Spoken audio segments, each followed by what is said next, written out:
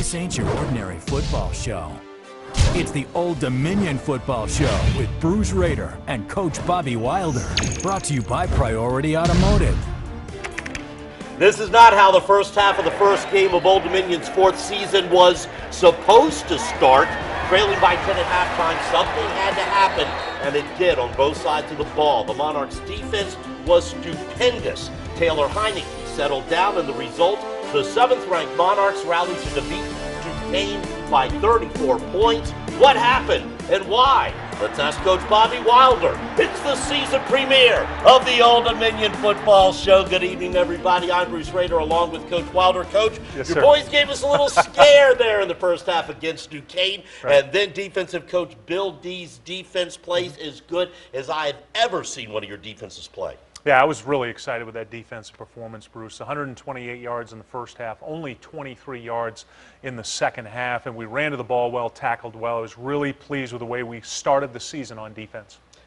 First half, quarterback Taylor Heineke, who ends up as the National Offensive Player of the Week in the country, throws 2 picks that ended up Duquesne touchdowns. Did you go crazy in the locker room at halftime? Not at all, Bruce. When I got in at halftime, I had a sense we were playing well, other than the interceptions. We had 300 yards of offense. Our defense had only given up 128 yards. It was the 2 interceptions that were returned for touchdowns. It was the difference. So I just asked them a very simple question. I said, guys, we're preseason number 6 in the country. We're down by 10 at the half. Is this what you want your legacy to be? A season opening loss at home, and I'd say they responded pretty well, outscoring Duquesne 47-3 in the second half. I would say that. It must have worked. Your offense ends up with 723 yards, 57 points. Taylor ends up having really the best game of his career. Have you ever seen anything like that in your coaching career, one half to another? No, I have not, Bruce. That performance, as you mentioned, from one half to the other, having 433 yards of offense in the second half and 47 points, and then only allowing 23 yards of offense by our defense and 3 points that came off an interception. That's the best half of football I've seen in 25 years of coaching. And the pace of your game. It's not only exciting for the fans to watch, but you Right. wear down your opponents. Duquesne's defense was huffing and puffing there at the end. It seemed like you ran about 200 plays. Yeah, you're pretty close. We ran 106 plays Wow. in this game, Bruce. And to give the fans an idea of how many plays that is, on average, in a college football game, you run 72 plays. If you run the no-huddle like we do, you might be between 80 and 85. 106 plays is the most plays that I've ever been involved with an offense. Then conversely, defensively, we were only on the field for 53 plays, and that had as much to do with the defense as the offense. Duquesne had 14 drives, 10 of them were 3 and out or less. So our defense did a great job staying off the field and keeping our offense on the field. Dan, you better go to the bathroom at halftime. There is no time for a break when these guys are playing. You were 10-3 last season. You made the playoffs. You're Right. headed into Division I. Teams are going to be out to get you this year. Right. No more surprises. Do the guys realize that?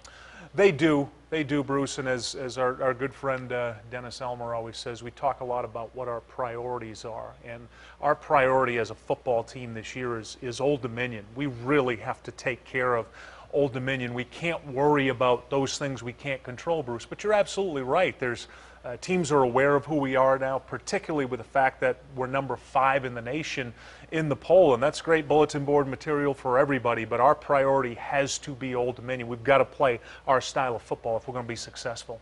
And defense is a good style of that football. Coach Bill D told by coach to rebuild the defense. Coach Kieta Malloy picked to rebound the secondary. But here's one you may not have heard of. Chris Reckling joins us now with a story about how a jersey helped motivate the defense in the offseason. Last season, teams had little trouble passing on the Monarchs. One big reason, a broken wrist sidelined Virginia Beach native TJ Cowart for most of the season, taking away one of the Monarchs' top cornerbacks. Wrist still kind of hurts sometimes, still can't flex it back like I want to, but at the same time, I got through it on rehab, and I went out there and played, and it was great.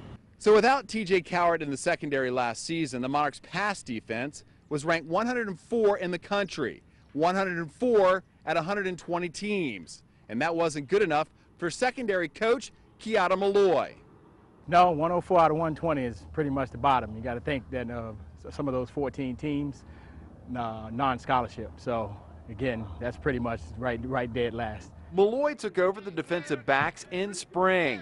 He said he wanted to send his players a message. The 104 jersey was a big one to his players.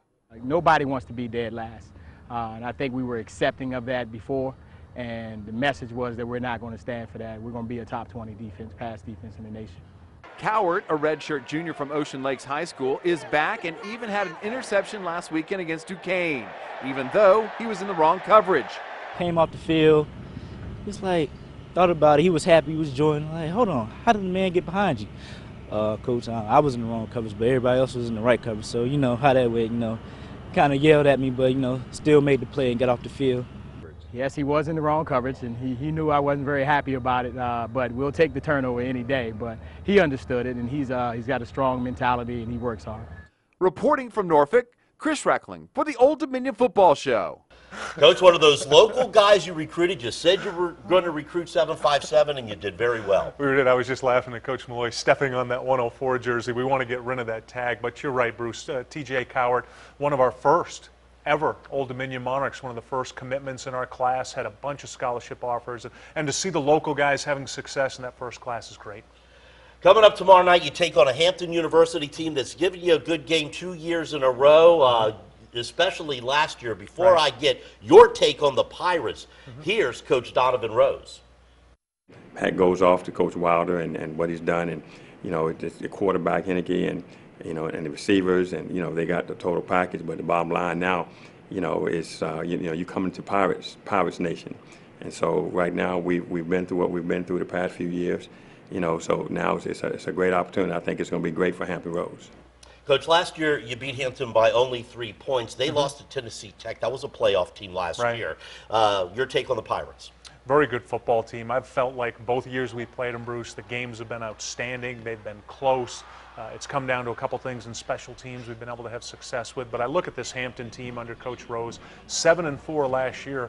4 of their losses were close. 2 to playoff teams. They easily could have been a playoff team last year. So I expect this will be another good Old Dominion Hampton football game, and we're excited to play them. All right, Coach. Still to come, he was the National Player of the Week after throwing for nearly 500 yards against Duquesne. But does Taylor Heineke have what it takes to survive the 1-minute drill? Plus the priorities of the game, and Coach Wilder answers your question. The return of the Coach's Corner next on the Old Dominion Football Show. One of our favorite segments of the year, Yes, Coach. it is. Time to put your guys through the 1-minute drill this week. The victim, your quarterback, Taylor Heineke. Taylor Heineke, big man on campus. Are you a little nervous for the first time doing the 1-minute drill? Absolutely. I don't know what to expect right now. You'll be fine. Favorite spot to eat on campus? Del Vecchio's, or the Chinese place across it. If you could be on any reality TV show, which one? Bachelor. What makes you a great bachelor? I'm very warm-hearted, very charming and sweet, and I'm a mama's boy. What is something that Monarch fans don't know about you? I'm in love with Batman. Batman's my favorite. I read Batman comics. It's kind of weird, but I like those things. Okay, do you own any Batman t-shirts, or you just read the book? I got one Batman t-shirt. It's too small for me, so I just keep it around. Well, that's what happens when you put on all this weight in the off-season. Yeah, I'm 15 pounds, so I gotta buy extra larges now. Buy 12 Monarchs. Charming and sweet, Coach. Really? Charming and sweet? He's charming, sweet, and he's Batman. And he's Batman. Can't ask for more than Not that. at all. Still to come, Coach Wilder gives us his priorities of the game for tomorrow night's matchup with the Hampton University Pirates. Don't go away. Welcome back to the Old Dominion Football Show. Time to turn it over to the real experts, you, the fans. It's the Coach's Corner. Coach, our first question is from Warren in Virginia Beach. He asks, taking ODU out of the equation, who do you think is the best team in the CAA this season? Oh, that's a really good question. I would say you'd have to go with Towson. They ended the season last year winning the conference championship 7-1. We were 6-2 preseason. They're number 1 in the league. So until somebody knocks them off, Warren, they're the number 1 team. Thanks for the question.